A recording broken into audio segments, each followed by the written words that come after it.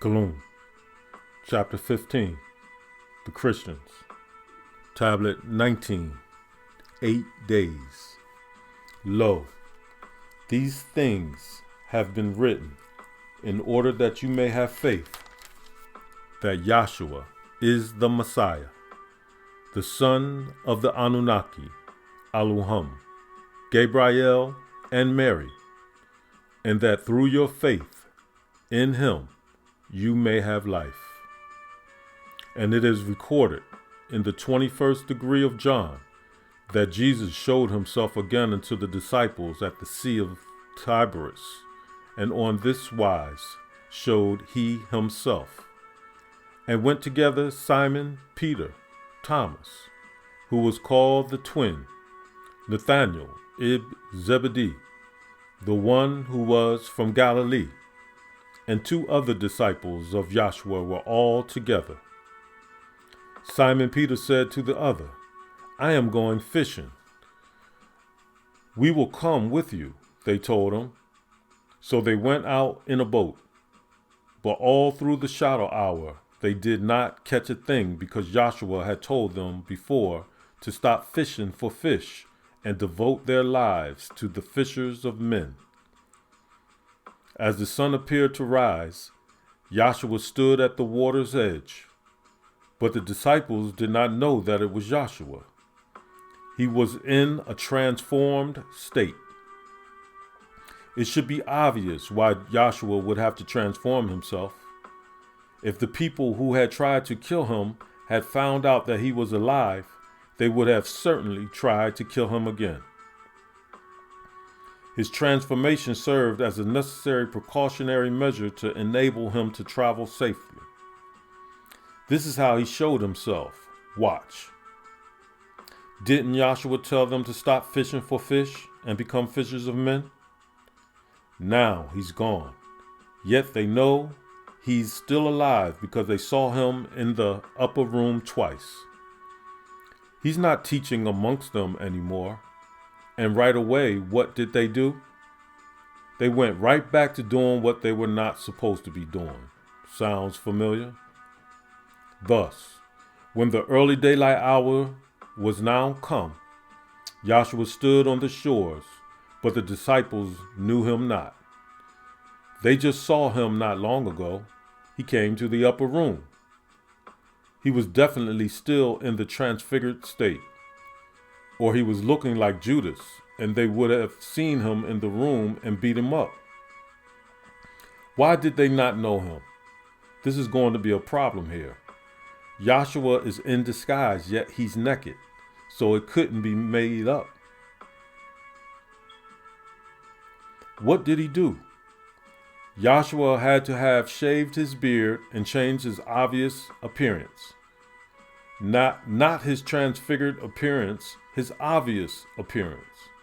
The thing is, they're going to show you that he is far away from them. They didn't recognize him from a distance as we read on. He shaved. Yahshua was still hiding at this point, but in a transformed body. Then Yahshua said unto them, Children, haven't you caught anything? And they answered him, No. And he said unto them, Cast the nets on the right side of the boat, and you will catch some fish. So they threw the nets out and could not pull it back in because they had caught so many fish. Yahshua still had the power to make a multitude of fish commit suicide. If he could make those fish jump in the net on the specific side of a boat, he still had his powers to make them commit suicide. Only a physical being, not a totally spiritual being, would command his followers to catch fish with the intent of killing them. Fish have brains.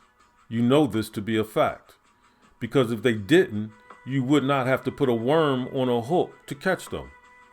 You have to trick them, which means they have to think. He fights and you fight. Why is he fighting? So fishes think, so they have intellect. Why? So Joshua found them unsuccessfully fishing, and to reveal himself to them, he began with this miracle. He showed his power by controlling the life of the fish, to say that he controlled their lives. Thus, their symbol became the symbol of the fish. In time, the true significance was lost, and the false pope donned a mitre in the form of a fish head as a symbol of the ancient deity Dagon. Thus, their symbol of the fish, of which was the symbol of man, because human beings come from the sea, and creatures in the sea think and feel and have emotions. The point I'm trying to make is that Joshua controlled the mind of the fish to make them want to be sacrificed, and they did. The 21st degree and the 6th verse of John may not seem important. It is. Read it with the intent of overstanding. Therefore, the disciple John, whom Joshua loved, said unto Peter, "It is the teacher." Now when Simon Peter heard that it was the teacher, he wrapped his outer garment round him. For Joshua had taken his clothes off to bathe. So John took off his garment and threw it to Joshua. And then he, Joshua, jumped into the water to hide his nakedness. John saw Joshua was naked. Obviously, it was daylight hours, the best time for fishing. And Jesus was bathing, and he was already cooking breakfast. The other disciples came to shore in the boat, pulling the net full of fish, for they were not far from the land. They were about 100 meters away. When they stepped ashore, they saw a charcoal fire with fish on it and some bread. Jesus had already kindled the fire and already started cooking his fish and already had his bread. Jesus said unto them, "Bring of the fish which ye have now caught." Simon Peter went up and drew the net to the land, full of big fish, and 53 in all. Even though there were so many, still the net did not tear. Jesus said unto them, "Come and dine." And none of the disciples dare ask him, "Who are you?" knowing that it was their Rabboni. Joshua went over and took some bread and fish and gave it to them. This is now the third time that Joshua appeared to the disciples after the so-called resurrection that never happened. The disciples saw Joshua 3 times after his supposed crucifixion. The first time in the upper room, the second time 8 days later in the upper room, and this was the third time now. Mary of Magdalene, his wife, saw him 5 times. She stayed with him, but she saw him at the tomb. Then she saw him at the upper room. Then she saw him for 8 days at their home after meeting him at the garden of the tomb. Well, he proved to them that he was not dead, because the first thing that was said to Mary of Magdalene by the 2 Essenes in shining garments is, "Why seek ye living among the dead?" Why do you come looking for some living person where people are dead? That's the first statement. He was not dead. Then Joshua himself told Mary Magdalene, "I have not anabaino," which means ascended or gone up yet, meaning I have not left my body yet. But go tell the disciples that I did.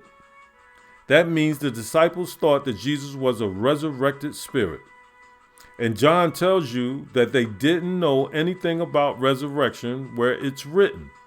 As far as yet, they knew not the scriptures, that he must rise again from the dead. Yet, because it had not been written, had he mentioned resurrection to the people, they would have got sidetracked by reincarnation. They did not, as the Judahites believed in resurrection from the dead. That is not a Judaic teaching. They would have thought right away that this man was talking about reincarnation. a science he learned in his travels to India, and he would have been condemned. This whole incident makes it clear that Yahshua was alive in physical form after the so-called crucifixion. For spirits need not bathe, spirits need not eat, spirits need not assurance of love. This was Yahshua in bodily form. From there, his journey went on.